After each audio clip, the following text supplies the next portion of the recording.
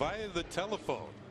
We are happy to bring in Andy Pettitte. He's talking to John and myself. And Andy, first of all, it's great news. We found out just before the game today, and that changed our whole outlook on the day. And welcome back, so to speak. Well, thank you. I'm excited to come back and looking forward to the challenge of doing it. Yankees a 3-3 game. Now, Andy, let me ask you this. I know you're a big family man. I'm sure you had to talk it over with your wife, Laura, and your kids. And did you get the blessing right away, or they said that you should think about this? No, we just, whenever I spoke with Cash in December, I believe, is when he reached out and we spoke for the first time and just told me if I was interested, that they were definitely interested. And, my wife was, whenever I thought about it and just we started praying about it a little bit, she was like, hey, let's see if you can get the desire back, to work. And started working out and started talking with Hal. And, obviously they were trying to build a team, and I couldn't commit, So, I mean, the family was behind it. They didn't want me to retire last year. That was my deal last year. I just felt like it was the right thing that I needed to do as the man of the household. So they're excited, and obviously fully are supporting me on this. Andy, everybody said you look like you were in great shape when you put the Yankee uniform on, maybe as an instructor down here. But, tell us physically how you feel and how close you are to actually competing. Well, I feel good, and I'm not real sure how close I am.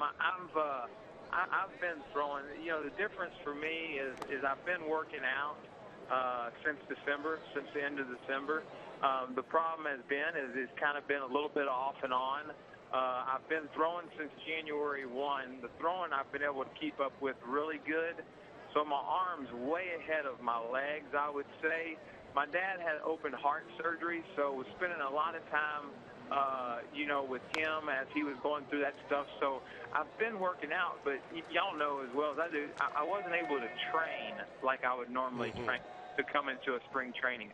So my legs are way behind, and I think my arm is – my arm is good, but I'm going to have to take it slow. I believe I've thrown 6 or 7 bullpens, and, I came over Tuesday when I was in town with the family. I was speaking at a church in Orlando, and I came to the game on Saturday, and we wrapped in a little Disney trip with the family and Universal Studios, and somehow in between all that, I shot down Tuesday morning to Tampa and threw a bullpen. Yeah. So the guys could kind of see where I was at, and I wanted to do that so they could see that I had been throwing, and just to see me. I just wanted them to be able to see me throw. So, I need to go through the process of making those starts and building that stamina back up in my body.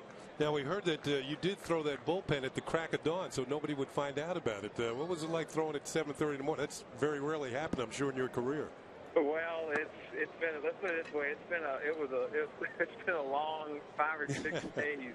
That was supposed to be a nice little vacation down there, but just a lot to think about and a lot to get through. And a lot to process, and I'm glad now that we just made a decision. And once I commit to something, I don't do anything quick or make rash judgments usually, and I feel really good about this. Hey, Andy, how much of your teammates in there that you wanted to get back to committing with them? I mean, because obviously this has got to be 100% all or in, and good group of guys that really attracted you, wanted you to come back. Great group of guys, and it was so hard being down there. Mariano knew about it because the first day that I walked into that clubhouse, he didn't know that I'd been talking to the Yankees, but he pinned me in the corner and was like, "Let's go. You've been off for a year with your family. Come back one more year here." And I didn't even tell him at first, but then the next day when he hit me up again, I told him what was going on, and so. I mentioned it to him and Derek and let them know what was going on. And it was so hard when everybody else would talk to me and ask me if I would consider coming back to just kind of keep it quiet, because I wanted it to stay quiet in case it didn't happen, and because I just wasn't real sure if it was going to happen or not. Well, Andy, this means you're going to have to put away your golf clubs. You know that, don't you? Well, man, I'll tell you what. That's how I think I really knew that I was really serious about this. I've been waking up in the morning and going straight to the gym and training. Wow. So I haven't played golf. I played golf 3 straight days when I was down there. The last time I was down in spring training, and that's the only time I played golf probably over the last 3 months.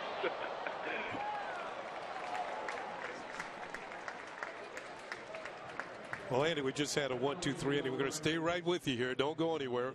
You mentioned your dad had open heart surgery. How is he doing? He's doing good. He had a rough go at it, when we started, after the surgery. He had some little bit of complications, but seems to be getting all that stuff cleared up, and he seems to be doing a whole lot better over the last few weeks. Well, you send Tom our best wishes, will you? I will, man. Thank you. Yeah, because he and I, we always seem to work out at the same time in the hotels on the road, and get up early and do it. And I enjoy talking to him. Hey. No, he's great. He's a good man. I love him to death, and I wish he could feel good. I wish that he could get some of these health problems behind him and get that heart beating good and get those arteries cleared up so he could just have a good life, but he's been struggling for the last 14 years, ever since he had that first open heart surgery. He just has not felt good. So at least he's still here with us. Well, we look forward to seeing him around the ballpark. But, Brian Cashman told an interesting story, Andy, about you listening to the Michael Kay show, which, first of all, I was a little disappointed you would listen to that show. But second of all, it turned into a conversation, huh? What? I'm not sure of the Michael Kay show. Refresh me on the story. Well, Brian was saying something that he heard Michael talking to maybe Brian Cashman about, the possibility of you coming back. This was a while ago, and Brian said he expressed, we'd love to have Andy back at any time. And when you heard that, you got excited. Oh, yes, exactly right. You know what it was? It was actually, obviously we've had so much stuff. It was, someone was doing an interview with me now, and I can't even remember, and I had told them that they asked me if I would come back, and kind of jokingly I was like, well, nobody would want a tired old left-hander, after he's been out of the baseball for a year and going on 40 years old. And the reporter was like, I can't remember where I was at, but he was like, well, I just talked to Brian Cashman before I came to interview you, and he says that he thinks you could be as good as you ever were. And that was actually, but I hate to say it wasn't. I don't believe it was on the Michael Kay show, or I was listening to the Michael Kay show. So I hate to hurt Michael's feelings, but oh, he's not here today. I'm enjoying that part. He's not here today. We love hurting his feelings here. Yeah, that's exactly right. I was doing an interview, and that's kind of.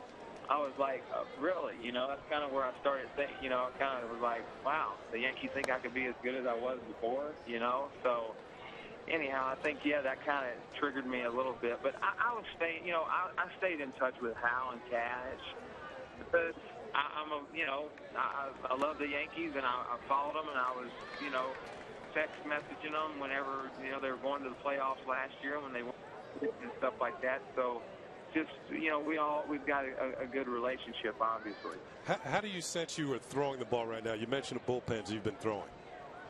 I feel good. It really is. Once, I feel like my command's pretty good. I was pretty surprised. But, I've been throwing a lot.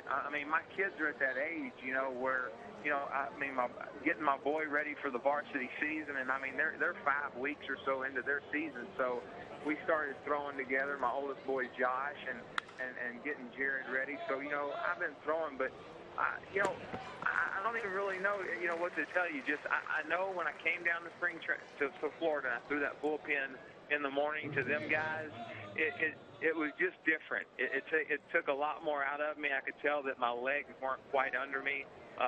Like they were here at the house, and I think I threw probably like 50 pitches or so like that in that bullpen with them. So, I think I could probably be ready to go really quick, but I'm just going to have to be careful. I'm going to have to make sure I get my legs underneath me, and so, we're not even putting a timetable on it just because you don't ever know what's going to happen. So I'm just hoping and praying that I stay healthy and everything it's a smooth process coming back, and we're going to take it slow. Now, Andy, you know, the Yankee fans are well aware of what you've meant to the ball club over the years, a 240-game winner with in the Major League Baseball. And the fact is, what are your own expectations as you think about coming back? I mean, I expect to be as good as I was. I really do. I mean, that's what I'm counting on, and I'll be disappointed if I'm not. I retired. I retired for one reason. I retired because I felt like that you know, I needed to be home with my family, and I just, that desire to be home with the family, I think, just took my desire to work and to pack up and leave and go to spring training last year. I mean, I think that was just such a strong desire for me at the time. It just didn't matter. I mean, it didn't matter that they were going to pay me a lot of money. It didn't matter that I felt great. It didn't matter that my wife and kids wanted me to play last year. You know, I just, in my heart, I felt like as the man of the house that was the right thing to do, you know. Mm-hmm. And then, you know, looking at it from this year, it was, you know, obviously the money, especially, you know, once they signed a couple of other starters and they got their team put together, was completely different. And you know, the money wasn't there. You know, the big money or whatever wasn't going to be there. You know, me being retired for a year or whatever. So all these negatives, but in my heart, I felt like it was the right thing to do.